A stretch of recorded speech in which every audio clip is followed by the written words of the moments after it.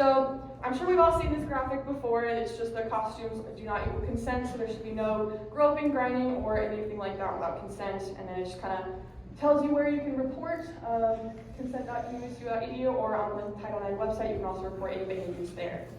Okay, next slide please. So now we're just going to talk about some ways to be an upstander. So I'll just maybe click for the first point here. Okay. Sometimes it can be tough to pay attention to our surroundings, especially because we live in very distracted worlds. So it can be easy to get sucked into your own problems or our own social groups and settings there. We might not notice what's always going on around us. So it's going to be important that we are able to anticipate any issues we may run into as upstanders and think about how you would notice a problem may be happening, as well as how you might handle situations happening. So a good way to kind of help you with this is think about if you were being a defensive driver in a car, how you can manage all the cars around you as well as your own driving skills. Okay, next point.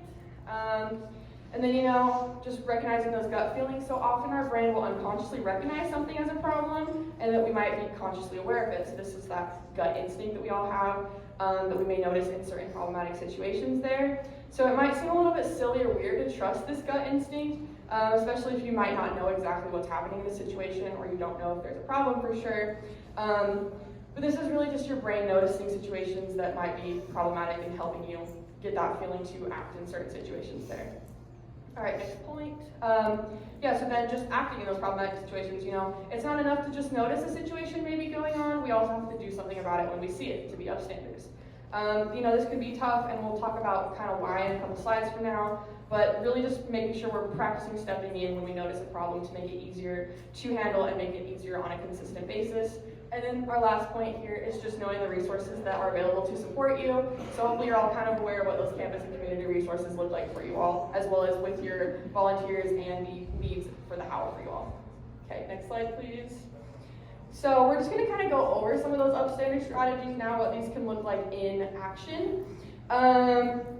So we basically just have, you can just bring them up on the slide for me. Thank you. So we just have a couple different strategies you can use here. I think there's one more.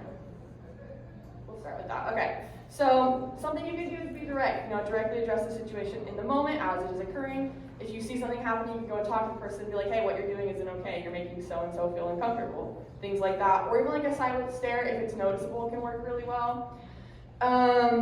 Delegate, so just asking others for help in a situation. This may be asking someone to help remove a person from a situation, or even in those emergency cases, maybe asking someone to call 911, making sure we're specifically delegating a person for that to avoid bystander effect. Next is just distract, so either changing the subject or the focus of the conversation, as well as pretending you have a problem in another room you may need someone's help with to help remove them from that situation as well.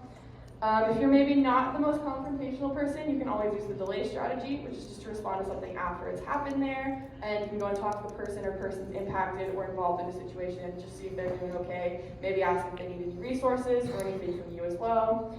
And then our last one here is just document, so recording what is or has happened in the situation, whether that be videos, pictures, or notes. Whatever that looks like, make sure you're asking the person who's going to be impacted by that what they would like you to do with that documentation before making any sort of reports or anything like that. So notice with these different strategies here, they don't always require you to be the primary person in the situation. It's going to be different and very based on the situation itself, as well as what you feel comfortable doing within your own personality and what really is going to work best with that situation or scenario. So just whatever feels the most effective and the safest and most comfortable for you is what we recommend you try. And if something doesn't work at first, you're more than welcome to try something else.